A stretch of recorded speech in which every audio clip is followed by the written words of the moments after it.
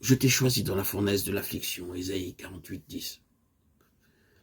Les différentes réponses des amis de Job révèlent leur caractère respectif. Eliphaz était peut-être considéré comme ayant le plus de maturité spirituelle à cause de son assurance d'avoir été enseigné de Dieu dans les visions de la nuit. C'est pourquoi probablement il a été désigné pour parler le premier à Job. C'est aussi lui qui l'accuse le plus ouvertement d'avoir transgressé de quelque manière la loi de Dieu. On peut décrire Bildad comme l'humble ami. Il parle moins que les deux autres. Et il le fait avec une certaine douceur. Il n'est guère que leur écho amoindri. Il a entendu Eliphaz et le cri de Job vers Dieu.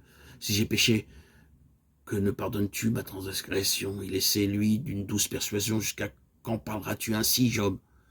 El Shaddai, le Tout-Puissant, ferait-il fléchir la justice? S'il n'y a pas d'iniquité dans ta vie, tes enfants ont probablement péché, eux, et il les a livrés aux conséquences du péché. Chapitre 8, versets 2 à 4. Mais toi, si tu cherches Dieu, si tu demandes grâce au Tout-Puissant, si tu es pur et droit, il veillera certainement sur toi. Il se réveillera pour toi et rendra le bonheur à la maison du juste. Versets 5 et 6.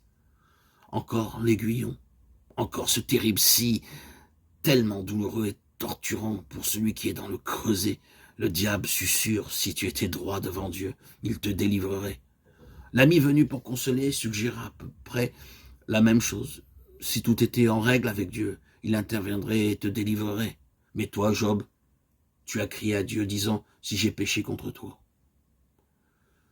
La perte de toutes les possessions terrestres était mal jugée par ses amis.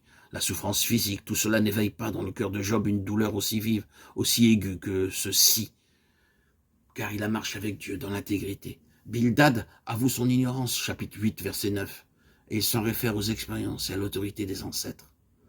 Il a un grand respect pour la tradition. Or, il est évident d'après les ancêtres que Dieu bénit ceux qui sont intègres, et il punit les incrédules, les impies. Que Job accepte donc leur enseignement.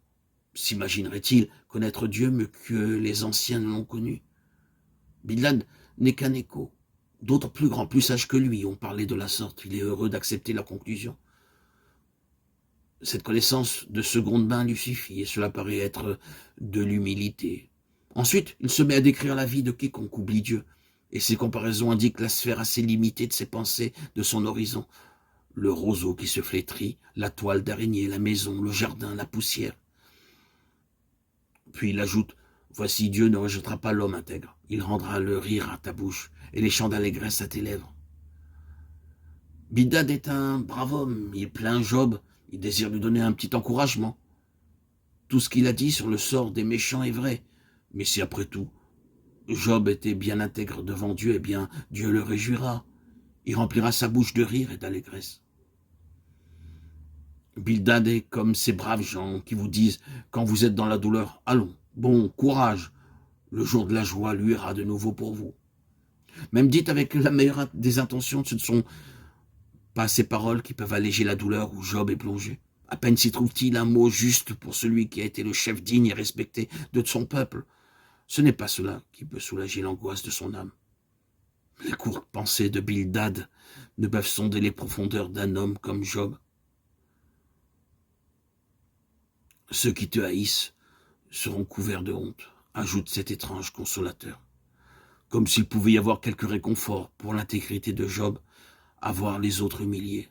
Pour ceux qui sont de la trempe de Bildad, il pourrait y en avoir peut-être, mais pour celui qui marche dans la communion de Dieu, jamais.